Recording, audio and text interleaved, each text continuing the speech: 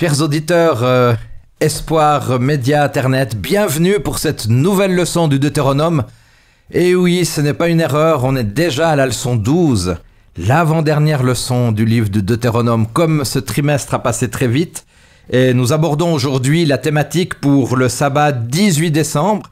Et ce qui est intéressant, même si le livre du Deutéronome est passionnant, c'est qu'on va aborder aujourd'hui un thème du Nouveau Testament, puisque le thème de notre leçon, de notre étude, c'est le Deutéronome dans le Nouveau Testament.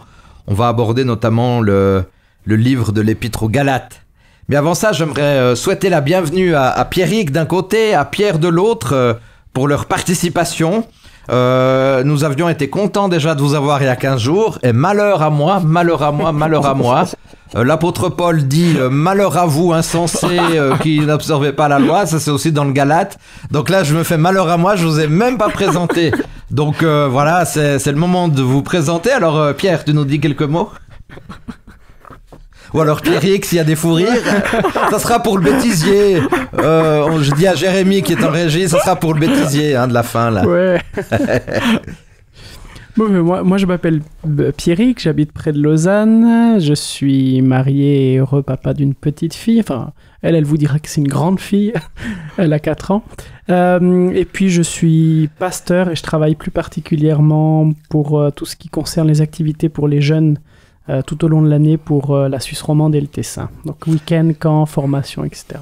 Moi, ça me fait quelque chose dans mon cœur, Pierrick, puisque je me rappelle que tu m'avais remplacé comme animateur à l'émission 3DS lorsque j'étais encore dans mon lit d'hôpital. Et c'est vrai que là, c'est le 18 décembre. Il y a exactement une année, c'était l'avant-dernier jour avant d'être extubé. Voilà, je ne veux pas parler de moi. Pierre. Alors moi, c'est Pierre. Je suis né à Zurich, en Suisse allemande. Et mes parents sont genevois et neuchâtelois. Ah oui.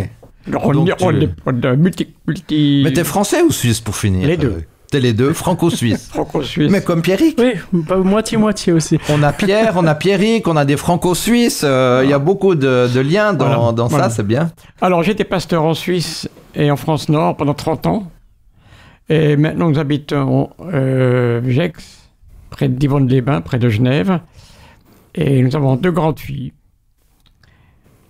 de votre génération. Oui. Et 2 petits-fils. C'est un bonheur. Ta fille, Pierrick, elle a quel âge maintenant? 4 ans. 4 ans déjà? Oui. Le temps passe vite. Ça file. Juste te rappeler encore, mais tu le savais peut-être, que ta fille est née dans le même hôpital où je suis moi-même né.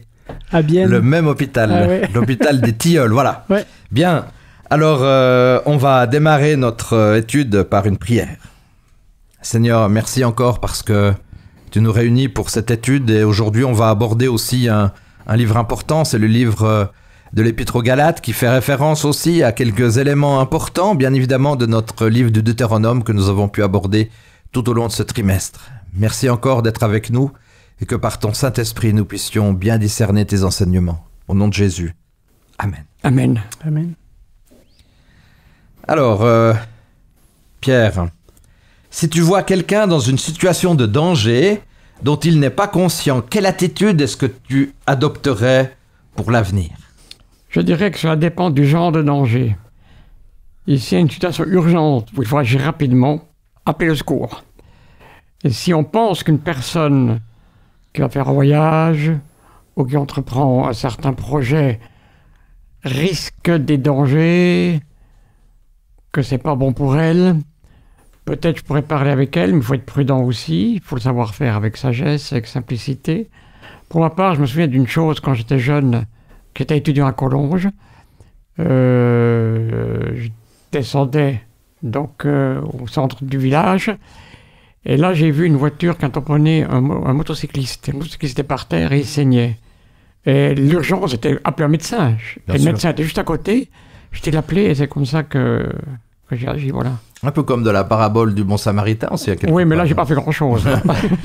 Et toi, Pierrick, quand tu vois une personne dans cette situation-là, comment tu réagis? C'est rigolo, j'ai noté la même chose. Pour commencer, ça dépend du danger, parce que oui, bien forcément, la mesure sera pas la même.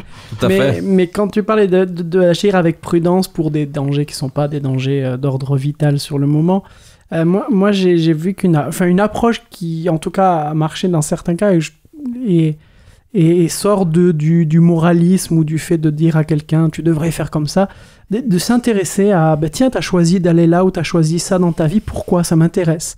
Et parfois ça permet déjà à la personne, si elle s'est jamais posé de questions sur ce choix, de se dire ah oui, c'est vrai que je n'ai jamais vraiment réfléchi à ça. Même si elle s'est posé des questions, souvent la question qui arrive derrière c'est ah toi t'as pas choisi ça et pourquoi toi t'as choisi autre chose.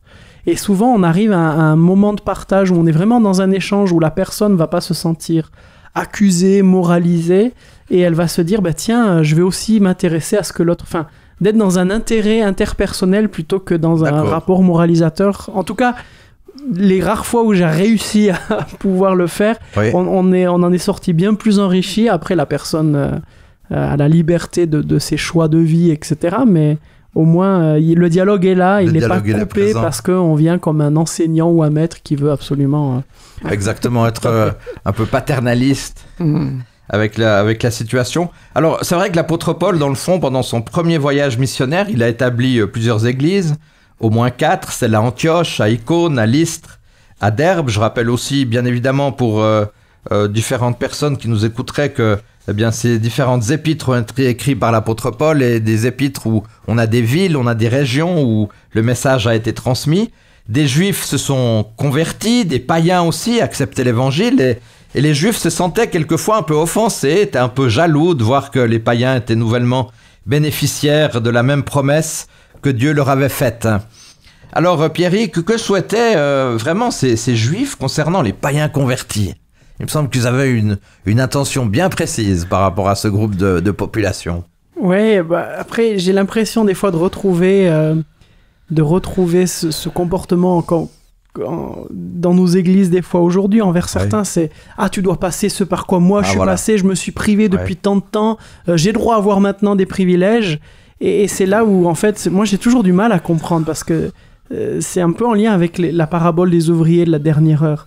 C'est que si on vit notre vie avec Dieu comme étant une vie de sacrifice où on porte notre croix, notre sacerdoce, et puis j'ai fait tous ces efforts pour enfin mériter des promesses, des bénédictions, d'être sauvé, pour moi déjà on a manqué le coche. Si quelqu'un vient se convertir bien après nous, on devrait plutôt se dire le pauvre, il n'a pas eu la chance de profiter aussi longtemps que moi d'une vie avec Dieu, comme je peux en jouir tous les jours et être heureux tous les jours. Au contraire, on devrait le voir comme un privilège que nous on a, et eux au moins maintenant ça y est, ils peuvent enfin goûter à ça. Dommage que ça soit un peu si tard pour eux, mais au moins maintenant ils font partie du truc. Exactement. C'est un peu ce genre de réaction, et je me dis mais s'ils réagissent comme ça, c'est que quelle relation à Dieu ils ont ? Une relation où on est obligé de se forcer, de faire, d'être dans les œuvres plutôt que dans la grâce. Alors Pierre, est-ce qu'il y a ce danger qui pourrait guetter nos églises ? Pour finir, on est plus centré sur les rites ou sur les prescriptions que sur le vécu ?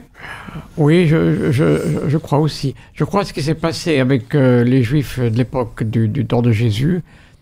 Peut-être ça devait aussi exister chez les pagano-chrétiens, parce qu'ils étaient quand même un monde qui était relativement... qui était pas très grand. Il n'était pas ouvert à l'universel. Et nous, en tant qu'adventistes, c'est une difficulté. Et je dirais, c'est pas simplement une difficulté entre églises chrétiennes.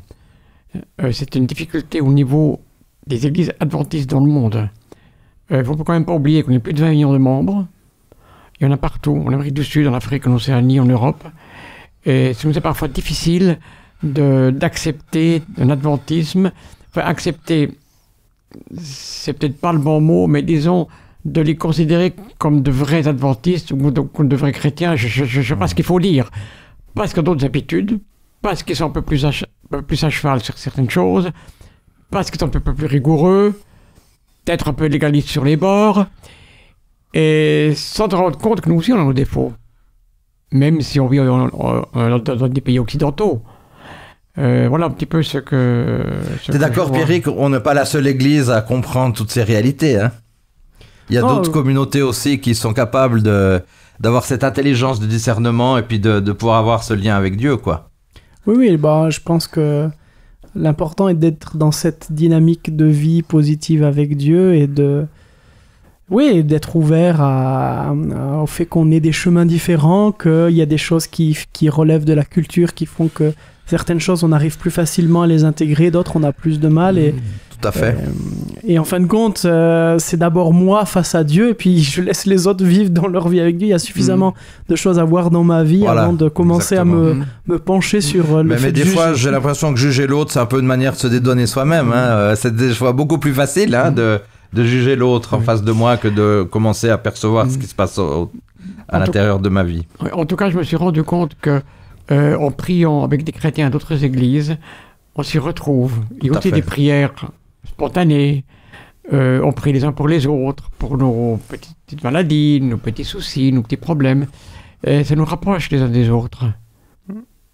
En tout cas, j'ai vécu, je pense que Pierrick, tu l'as vécu aussi, ces rencontres aussi. On a pu effectivement rencontrer d'autres frères et sœurs, d'autres communautés. On a chacun notre identité, on a une identité qui est bien marquée. D'ailleurs, j'ai toujours dit, c'est dans la connaissance de l'autre qu'on détruit un peu les barrières.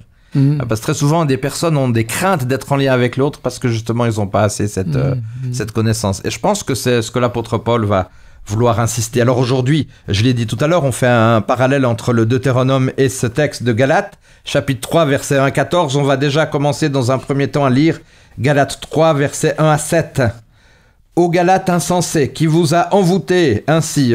Ça commence fort, l'apôtre Paul, il va pas par quatre chemins. Pourtant, la mort de Jésus-Christ sur la croix a été clairement dépeinte à vos yeux. Je ne vous poserai qu'une seule question. À quel titre avez-vous reçu le Saint-Esprit ? Est-ce parce que vous avez accompli la loi ou parce que vous avez accueilli avec foi la bonne nouvelle que vous avez entendue ? Manquez-vous à ce point d'intelligence ?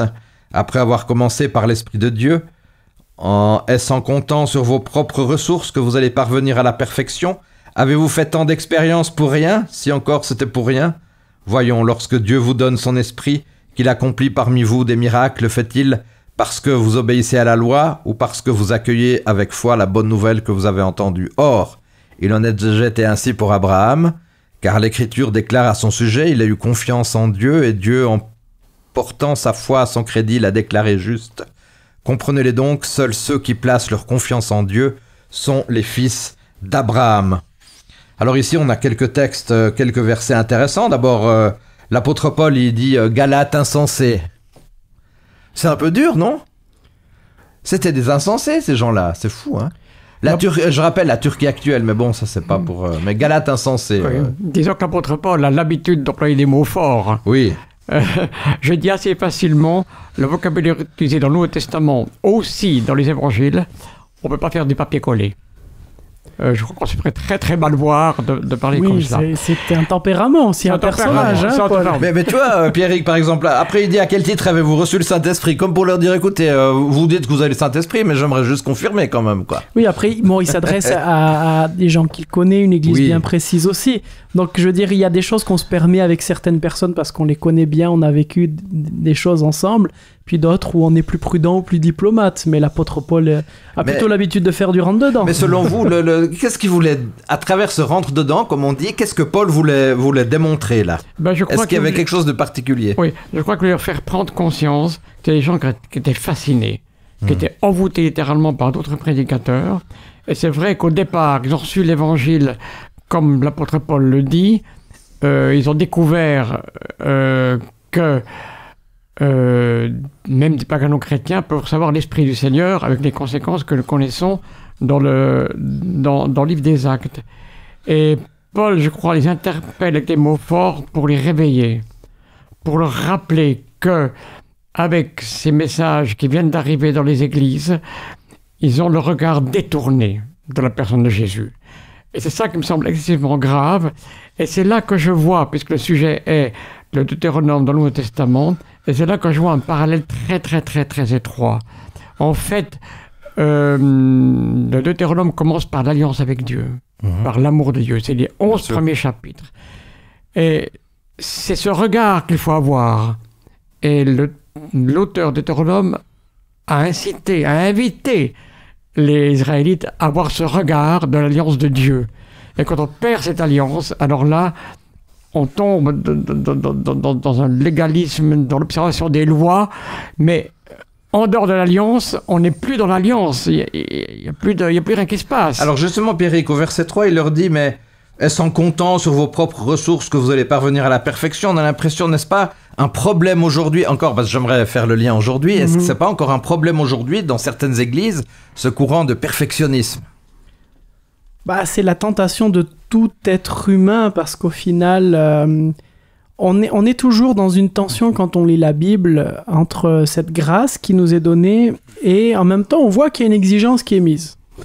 On voit une certaine exigence et du coup on a à tort, on la met sur des œuvres, des règlements, parce que ça rassure, ça permet de comptabiliser, ça permet de se dire ouais, je suis sur le bon chemin. C'est la tentation que les pharisiens ont fait avec leurs 613 prescriptions, hein.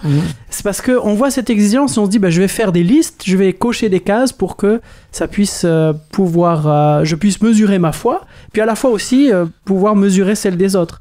Alors que quand on regarde bien le Nouveau Testament, les Écritures, l'exigence est liée, mais elle n'est pas dans le résultat. L'exigence, elle est dans l'intention. Tu aimeras le Seigneur ton Dieu de tout ton cœur, toute ta force, toute ton âme, toute ta pensée. Des fois, je suis fatigué, des fois, j'en peux plus, des fois, je comprends pas bien, mais j'y mets tout mon être. L'exigence, elle est là, elle n'a jamais été dans le résultat. Du coup, c'est plus compliqué, parce que je peux pas juger d'une intention. L'autre peut faire croire qu'il met tout son cœur sans le mettre. Ou à la fois, je peux croire qu'il n'y met pas tout son cœur, mais il y met tout son cœur. Et du coup, c'est pas moi qui peux savoir ce que vit l'autre, il y a que Dieu qui peut savoir.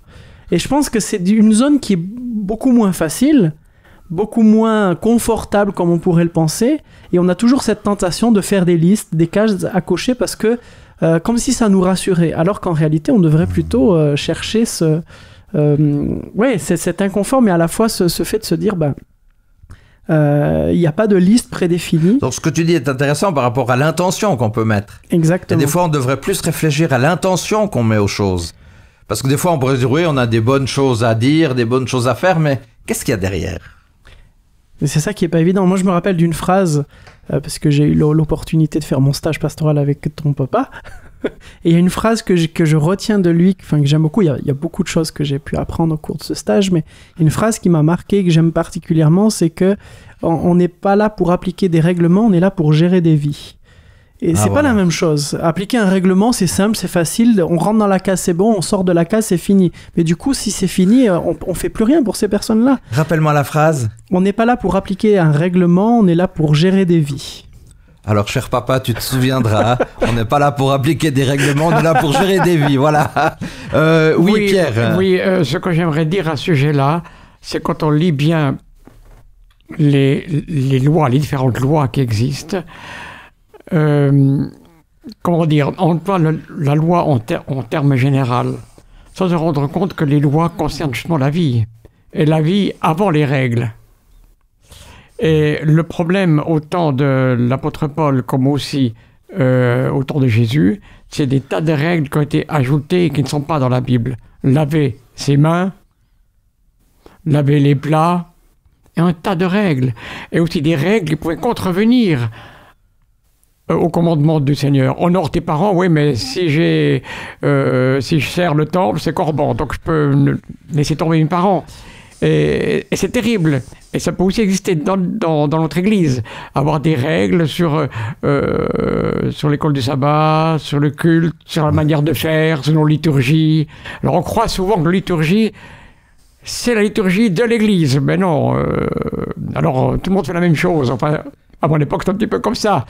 Et si vous voulez, et si on déroge, ça pouvait déranger des personnes. Aujourd'hui, on n'est plus là aujourd'hui, heureusement.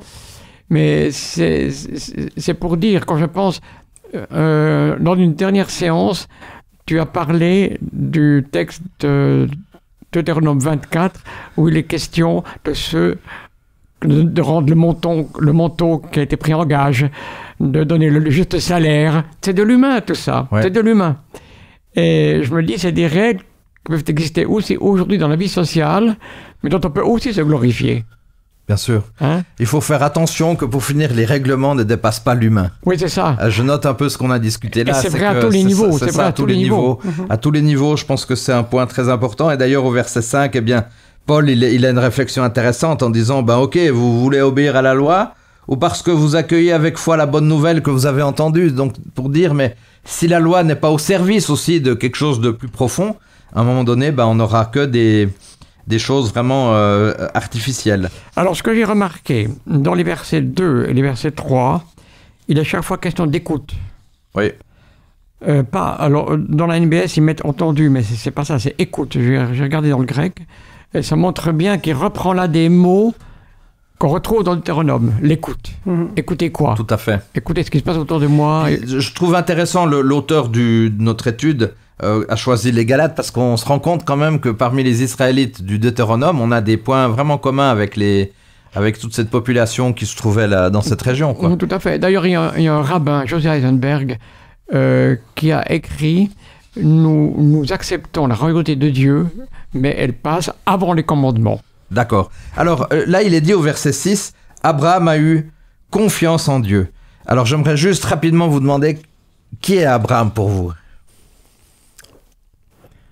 Pour moi, Est-ce que cet homme, quand même exceptionnel de la Bible, vous inspire? ouais, bah, moi, je suis toujours interpellé par déjà rien que son appel. Partir sans savoir où on va aller, sans avoir j'allais dire roadmap, l'itinéraire, C'est les vraiment la étapes. foi, hein? Bah, moi, je sais que je suis plutôt quelqu'un de cartésien, j'ai plutôt scientifique dans mon fonctionnement cérébral. Moi, j'ai besoin d'avoir toutes les étapes, de savoir à l'avance, de planifier. J'ai ma moitié suisse qui est assez présente sur le fait de bien tout calculer. Et c'est vrai, quelqu'un qui a cette confiance et qui est prêt à partir.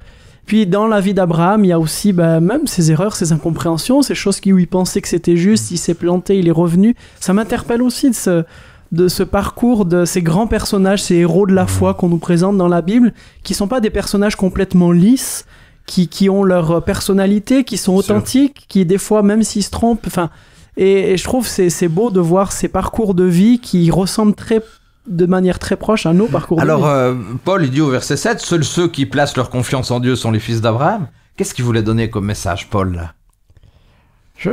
Enfin, là, je donne mon avis, hein, mon opinion. Je ne peux pas dire que je le livre vraiment dans ce verset-là, ce que je vais dire.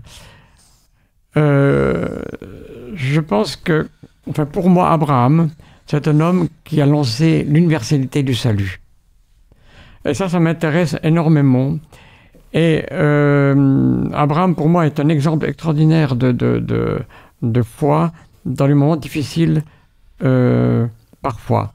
Et je pense que là, l'apôtre Paul, à mon avis, il veut montrer aux Juifs, leur donner une leçon, d'une part pour les Juifs, pour leur rappeler, écoutez, vous avez vos traditions, que vous avez ajoutées après un millénaire, après un millénaire, mais maintenant il faut revenir à Abraham, ce qu'il a apporté par son message universel de foi et de salut. Très bien. Ensuite, pour les pagano-chrétiens, c'est leur rappeler qu'eux aussi font partie de cette famille qui a été créée, universelle, qui a été créée par Abraham, et de rappeler aux deux parties que nous sommes tous un. Et la fin du Galates, verset 29, dit « Il n'y a plus ni juif ni grec, etc. Nous sommes tous un en Jésus-Christ. Et vous appartenez au Christ, alors vous êtes la descendance d'Abraham, héritier sans la promesse. » C'est là que je vois ce verset 7, je comprends comme ça. Je ne sais pas si c'est... Je dis ça en toute simplicité, mais c'est comme ça que je le vois. Mais par rapport à ce que tu dis, je crois qu'au verset 8, on a aussi, dans la continuité de ce que tu dis, Pierre, oui, un aspect très important. De plus, l'Écriture prévoyait que Dieu déclarait les non-juifs justes s'ils avaient la foi. Oui. C'est pourquoi elle a annoncé par avance cette bonne nouvelle à Abraham, tu seras une source de bénédiction pour toutes les nations. Donc on a ici quelque chose de très important, c'est que on veut donner quand même une certaine liberté à toutes ces personnes, comme tu l'as évoqué avant, Pierrick, une certaine liberté à toutes ces personnes qui ont eu un parcours. Et aujourd'hui, qu'est-ce qu'on va leur forcer encore de vouloir absolument avoir certaines règles ou certains rites alors qu'ils avaient un autre parcours. Alors, aujourd'hui, est-ce qu'on pourrait dire que dans le fond, au sein de l'Église, des fois, on aura des fois un peu tendance aussi à apporter des jugements sur des personnes qui ont peut-être d'autres passés ou d'autres vécus? Est-ce que tu permets que j'ajoute quelque chose? Oui. J'ai écrit dans mes notes, on n'est pas fils d'Abraham selon notre généalogie, mais selon la foi qui change la vie. Tout à fait. Alors ça, selon la foi qui change la vie. À mon avis, c'est le verset 7. Ouais, d'accord. Mais au verset 8, de plus, l'Écriture prévoyait que Dieu déclarait les non-juifs justes s'ils avaient la foi. Ça, c'est C'est quand même très très ouvert ça. Hein. Mais les Israélites avaient un peu oublié que être peuple élu ne voulait pas dire être les exclusifs de Dieu, mais qu'ils étaient appelés à rayonner autour d'eux. Il y a quand même beaucoup d'exemples dans l'Ancien Testament, l'un des plus frappants étant le livre de Jonas. Mais bon, ma foi, on a cette même tentation hein, de créer notre club VIP exclusif où il n'y a que nous qui sommes bénéficiaires de certaines choses au lieu de peut-être être un peu plus humble et ouvert autour de nous. Alors au verset 9, il est montré l'importance de faire confiance en Dieu comme pour Abraham. Qu'est-ce que ça signifie pour vous de vraiment, vous allez me dire c'est une question très basique, mais que ça signifie de vraiment faire confiance en Dieu? Est-ce qu'on pourrait dire que c'est une sorte de lâcher-prise spirituel? Est-ce que c'est un autre élément? Pour moi, c'est quelque chose qui peut se vivre que dans la relation. Si je veux vraiment arriver à un vrai lâcher-prise, je veux dire, quand on croit, si un inconnu dans la rue vient nous voir et nous dit quelque chose, on va pas le croire parce qu'on le connaît pas, on sait pas qui c'est, on va plutôt même se méfier, être sur la défensive. Un enfant, il va se jeter dans les bras de ses parents du haut d'un mur parce qu'il les connaît, il a confiance en eux. Cette confiance, elle est née de tout ce vécu qu'il y a eu. Et je pense que la vraie confiance en Dieu, elle va naître justement d'une relation qui va grandir petit à petit et qui va faire qu'on va petit à petit lâcher prise. Et que même si on comprend pas tout, même s'il y a des choses qui peuvent nous poser des questions, voire même nous révolter dans notre vie, parce que le mal agit, parce qu'il y a des choses qu'on ne comprend pas, on se dira, Seigneur, avec tout ce que j'ai déjà vécu avec toi, avec tout ce que tu as fait pour moi, ok, je lâche prise, je te fais confiance. Mais je dirais que plus notre relation avec Dieu grandit, plus notre confiance grandit, et plus on arrive à faire ce lâcher prise. Mais s'il n'y a pas la relation, ça me semble en tout cas difficile. Donc Abraham avait vraiment, puisqu'on dit c'est l'apôtre de la foi, Abraham avait vraiment, je pense, une relation avec Dieu qui était d'une grande puissance, en fait. C'est ça l'enjeu. Ben ouais, il y a pas... Enfin, moi, si je dois compter les personnes autour de moi où je serais prêt à les suivre sans qu'ils me donnent tout le détail, il n'y en aurait pas beaucoup. Et ceux avec qui j'aurais cette confiance, c'est parce qu'on se connaît depuis très longtemps. Donc je me dis, si Abraham a été prêt à ça, c'est qu'il y avait cette relation derrière. Et je pense que les grands personnages bibliques, on oublie des fois de cette perspective de leur vécu quotidien tous les jours, de cette relation qu'ils avaient. Chaque jour, voilà. Alors Pierre, il est dit au verset 10, en effet, ceux qui comptent sur leur obéissance à la loi tombent sous le coup de la malédiction, car il est écrit « Maudit soit l'homme qui n'obéit pas continuellement à tout ce qui est écrit dans les livres de la loi ». Mais il va quand même pas un peu loin, là, l'apôtre Paul, il exagère pas un peu, là? Alors, je commencerai par dire que... Moi, j'ai toujours cru que la loi était importante. Oui, je comprends bien, Mais je commencerai par dire que pour Paul, compter sur la loi est une malédiction d'elle-même. Parce qu'on ne se place pas dans une relation profonde avec Jésus. C'était peut-être son vécu avant sa conversion. C'était son vécu avant. Il parle de ce dont il connaît. Ouais, c'est ça. Alors ça me semble absolument important. Et compter sur les œuvres de la loi pour obtenir la faveur de Dieu est en fait une quête sans fin qui nous enferme sur nos œuvres et nous isole des autres. Et comme tu viens de dire, Paul a bien connu cette situation. Et dans ce sens-là, je trouve que c'est une malédiction. C'est-à-dire que ça nous coupe finalement d'une relation heureuse, bénéfique, généreuse, forte avec les autres. Alors Pierrick, personne ne sera déclaré juste devant Dieu au verset 11 grâce à son obéissance à la loi, alors que dans tout le Deutéronome, on nous a quand même parlé de l'importance des commandements, mais ça sert à quoi cette loi alors? Oui, c'est vrai que je pense que la loi mise dans le bon ordre, à sa bonne place, est là pour nous montrer le secret, l'économat de notre bonheur et de notre bonheur ensemble à plusieurs. Mis à la mauvaise place, ça devient effectivement une malédiction des règles à appliquer. C'est pour ça que souvent les 10 commandements, moi j'aime plutôt appeler ça les 11 paroles. Les 11 paroles. Les 11 paroles. Parce qu'il y a la première qu'on oublie tout souvent, c'est Dieu qui vient en disant « Je suis l'Éternel, ton Dieu qui t'a fait sortir du pays d'Égypte ». Autrement dit, tout ce que je vais te donner après, c'est pas « applique ça et peut-être que je serai ton Dieu », c'est « maintenant que vous êtes mes enfants, voilà comment vous pouvez vous vivre heureux, accompli et comment on peut vivre aussi tous ensemble dans c'est un peu ces lois de vie pour notre épanouissement et pour une liberté totale et parfaite. D'après ce que tu nous dis, Pierrick, il y a quand même cette réalité, Pierre, où pour finir, le peuple a été libéré, il a fait l'expérience d'une grâce, et c'est seulement après qu'il y a la loi. Donc il ne faut pas effectivement tout mélanger. Il ne faut pas renverser les choses. Voilà. Le peuple n'a pas dû, même dans tout le Deutéronome, le peuple n'a pas dû faire et encore faire pour avoir. Il a eu. Ça, c'est important. Il a eu cette libération. Ils sont sortis après plus de 400 ans d'esclavage. Et puis après est venue la loi. Donc, dans nos églises, est-ce que c'est pas aussi important de montrer qu'il y a un bon ordre?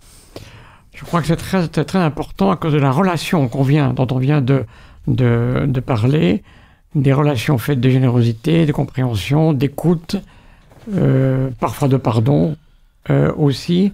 Je dirais que dans cette question-là, c'est par association d'idées que je dis cela. Je crois que Paul vise des groupes de chrétiens qui survalorisent l'observance de la loi au détriment de l'accueil de la grâce du salut en Christ.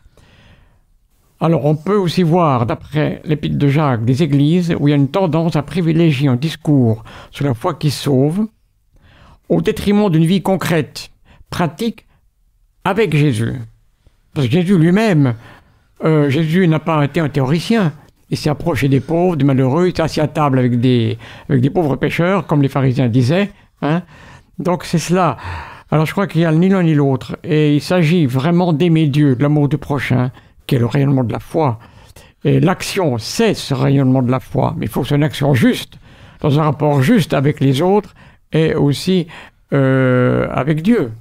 Parce qu'on ne reste qu'aux règles. De toute façon, si on applique bien les règles, on les applique toujours mal. Mais il faut dire une chose, dans Galates au verset 13, Galates chapitre 3 verset 13, il est dit « Le Christ nous a libérés de la malédiction de la loi ». À un moment donné, c'est pas très très drôle, hein, cette idée de la loi, mais en même temps, elle est là pour nous montrer où on doit aller après. C'est une sorte de première étape avant d'aller entre les mains du Christ. Oui, il faut dire qu'avec le temps, la loi est devenue cela, et à tel point que les prophètes ont dit de la part de Dieu « Vos règles, vos sacrifices, je les déteste ». Ça montre bien quelque chose qui ne marchait plus. Pierrick, est-ce que la loi, elle n'est pas là pour nous montrer là où je suis, l'état dans lequel je me trouve, pour ensuite, dans un deuxième temps, aller entre les mains du Seigneur? Elle permet de voir les choses qui vont pas dans notre vie, nos faiblesses, la situation dans laquelle on est. Mais effectivement, si elle est juste sans la grâce, on tombe sur une dévalorisation de soi-même, à des objectifs qu'on n'arrive pas à atteindre, parce que forcément, même si effectivement on n'arrivera jamais à les vivre complètement, c'est pour ça qu'on s'accuse nous-mêmes si on vit que par la loi, parce que même nous, on n'arrive pas à les appliquer complètement. Est-ce qu'il y a encore une dérive de légalisme aujourd'hui? Comme je disais au début, on est toujours tenté par... C'est toujours plus simple d'avoir des règles et des cases à cocher, pardon.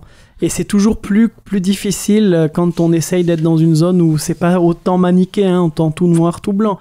Et j'aime bien on parle justement de pardon, de jugement, mais c'est intéressant de voir comment dans le Nouveau Testament on parle dans le Notre Père, on sera pardonné à hauteur de ce qu'on est capable de pardonner à d'autres. C'est assez intéressant. C'est encore la relation. Et c'est la relation. Et la notion de jugement, c'est la même chose. Ne jugez pas, parce que sinon vous allez être jugé comme vous jugez les autres. Donc en fin de compte, c'est là où moi je suis toujours interpellé de me dire, tiens, on est dans la relation, on est dans la grâce, on est dans l'amour. Ça veut pas dire qu'on fait pas d'efforts, ça veut pas dire qu'on se remet pas en question, ça veut pas dire qu'on n'essaie pas de grandir, mais on ne peut grandir que parce qu'il y a la grâce. Sinon, je vais être dans une culpabilité terrible qui va m'empêcher de grandir. Alors c'est vrai, certains ont vécu leur foi en ayant eu comme moteur la culpabilité. Et c'est vrai qu'à court terme, ça marche très bien, la culpabilité. C'est un très bon moteur, la peur et la culpabilité. Mais à moyen long terme, mais ça nous enfonce ça détruit. Quand même, ça nous détruit enfonce. Et ça marche pas bien. Mais il y en a qui ont tellement pris l'habitude de grandir dans leur foi avec ça, qu'en fin de compte, ils ont l'impression que de plus avoir la culpabilité, c'est comme si j'avais plus de moteur dans la vie et dans ma foi avec Dieu. Alors que la grâce, et qui nous est présentée dans la Bible, est un bien meilleur moteur qui permet d'aller bien plus loin. Oui, alors je suis très sensible à ce que tu dis. Et là, je fais un lien avec un texte de Jean où il est dit que l'esprit nous convainc de pécher. Et je me suis toujours dit, mais pourquoi? Alors, ce n'est pas la société, ce n'est pas les règles, mais c'est l'esprit qui nous convainc. Jean 16:8, ouais. Et je me suis dit, mais c'est pour grandir. Et une autre chose que j'aimerais aussi dire, je crois que mettre l'accent sur la relation et croire que nous sommes libérés, sauvés par Jésus-Christ, graciés, et que la loi, on l'accomplit imparfaitement, je crois que c'est un bon témoignage envers le monde. Tout à fait. Parce que le monde se rend compte que notre chrétien, Nous aussi, on n'est pas des gens parfaits. Nous aussi, on peut se tromper. Nous aussi, on peut dire une parole de travers. Mais on a l'amour de Dieu pour nous. Et c'est ça qu'on va dire. On va pas dire, tu sais, il y a telle règle. On doit quand même montrer que c'est la grâce en premier qui est là. C'est la grâce en premier. Et que la loi, c'est vraiment le résultat de notre d'être bénéficiaire de cette grâce. Autrement, on se trompe. Et c'est à nous d'être ouverts envers eux. Ouais, mais ça nous fait toujours un peu de mal parce que c'est souvent la critique qu'on fait des chrétiens. Ils n'arrivent pas à vivre ce qu'ils prêchent. Hein. C'est ce que Gandhi disait des chrétiens quand il était en Afrique du Sud pour étudier. Et j'étais tombé une fois sur une sorte de question-réponse, mais dans un magazine de philosophie, où il y avait un lecteur qui demandait mais pourquoi les philosophes n'arrivent pas à vivre les idées qu'ils pensent être justes.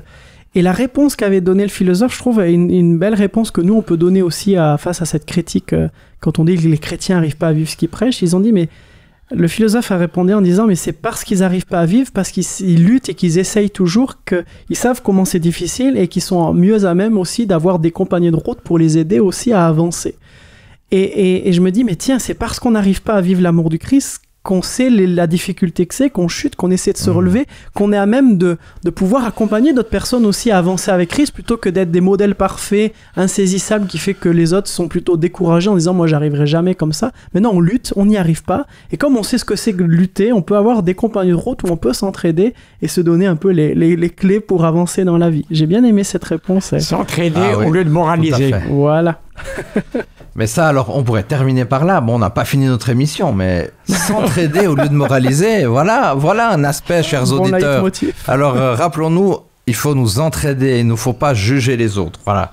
Alors, c'est vrai que dans le jugement, on a aussi une thématique qu'on a dans le Deutéronome, c'est le favoritisme. Je ne veux pas revenir dans le détail là-dessus, mais il y a aussi un aspect d'amour aussi par rapport à ça, et de justice surtout que Dieu veut offrir à ses destinataires. Dans Deutéronome 10, versets 17 à 19, il est rappelé ici que il est dit « L'Éternel, votre Dieu, est le Dieu suprême, le Seigneur des Seigneurs, le grand Dieu puissant et redoutable, qui ne fait pas de favoritisme, ne se laisse pas corrompre par les présents, il rend justice à l'orphelin et à la veuve, et vous aussi, vous aimerez l'étranger parmi vous, car vous avez été étranger en Égypte. » Bon, on a la thématique du favoritisme, mais comme le thème de notre leçon, c'est de faire le lien entre le Deutéronome et puis les livres du Nouveau Testament, on peut reprendre, il y a d'autres textes qui vont dans ce sens-là, mais quand même, on a parlé du Galate tout à l'heure, l'épître aux Galates. Eh bien, c'est intéressant parce que l'apôtre Paul, il revient avec ce point de favoritisme, pas seulement dans les Deutéronomes, mais aussi dans Galates, chapitre 2, verset 6. Est-ce que Pierrick ou Pierre voulait lire Galates 2, verset 6 ? Oui.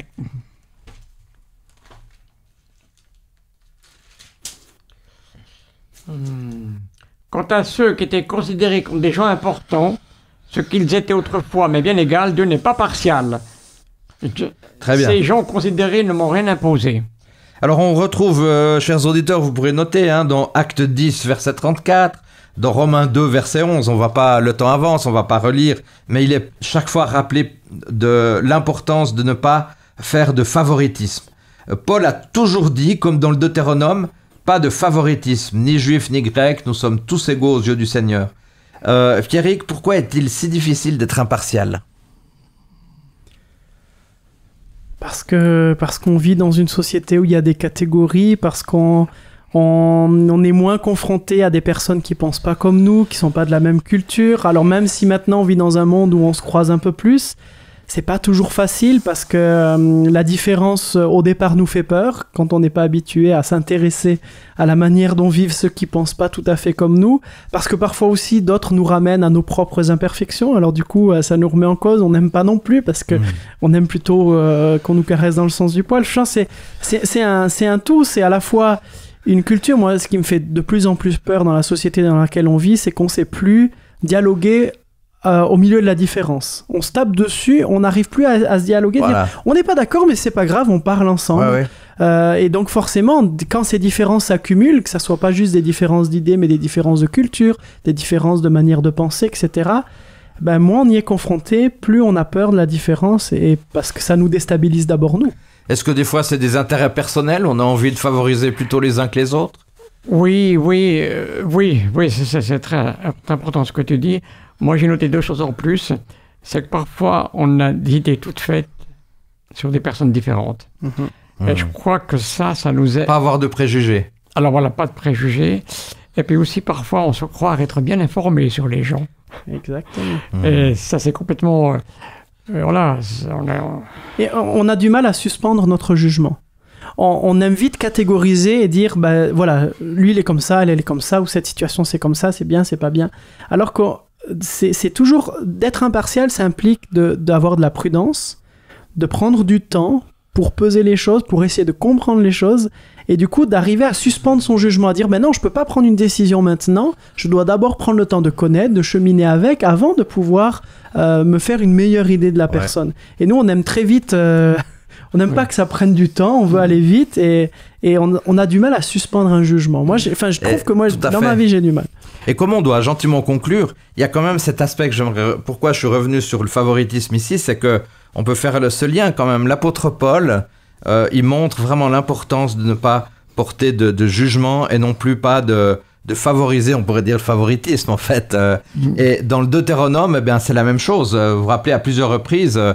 il est dit dans le message de Deutéronome qu'il faut accepter aussi les orphelins, il faut accepter les étrangers, il faut intégrer tout ce monde pour pas faire de favoritisme justement. Et je trouve que ce soit dans le Deutéronome, puisque maintenant on doit conclure, et dans l'épître aux Galates et dans d'autres épîtres, on a cette même thématique qui revient quand même. Ne pas faire de favoritisme, ne pas faire de problème d'équité, travailler sur la justice sociale, sur la dignité humaine. Est-ce que c'est pas des thématiques très actuelles aujourd'hui ? La dignité humaine, la justice sociale, l'équité. Pour moi, c'est fondamental. Pour ça, il faut être sensible à ce que vivent les gens. Il faut les écouter, il faut les comprendre, il faut... Puis comme disait Pierrick, accepter qu'ils aient d'autres idées que nous. D'autres idées que nous. Mais les autres idées nous enrichissent parfois. Il nous faut réfléchir nous-mêmes sur nos points de vue, sur nos avis. Et parfois, on change un petit peu on change, comme ça on progresse. Alors on est obligé de terminer notre nouvelle émission, c'est l'avant-dernière du trimestre. Bon, on va pas pleurer parce que l'épître aux Hébreux, ça nous intéresse aussi pour le trimestre suivant. Il y a la suite. Il y a la suite, exactement.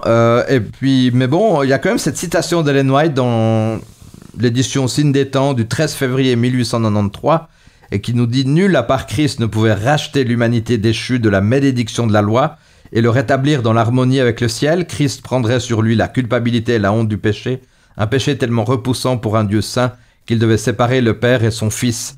Nul à part le Christ ne pouvait racheter l'humanité. » Ça, c'est beau, hein, parce que c'est pas qu'on est contre la loi, mais c'est que nul autre que le Christ pouvait racheter l'humanité. Et merci aussi à Pierre, tu m'as donné une citation d'Ellen White que je n'ai pas oubliée, qui nous dit « En recevant la justice du Christ, le pécheur peut sentir qu'on lui a pardonné et comprendre que la loi ne le condamne plus parce qu'il est en harmonie avec tous ses préceptes. » Dernier mot, c'est beau, n'est-ce pas, de savoir que la loi ne me condamne pas. C'est que sous cette grâce-là qu'on peut avancer, grandir en Christ et ouais, vivre un beau chemin ensemble. En tout cas, j'aimerais vous remercier d'être venu. Je sais qu'on va vous retrouver la semaine prochaine. Donc, dans une semaine, on va retrouver Pierrick et Pierre, et ce sera la dernière leçon du Deutéronome.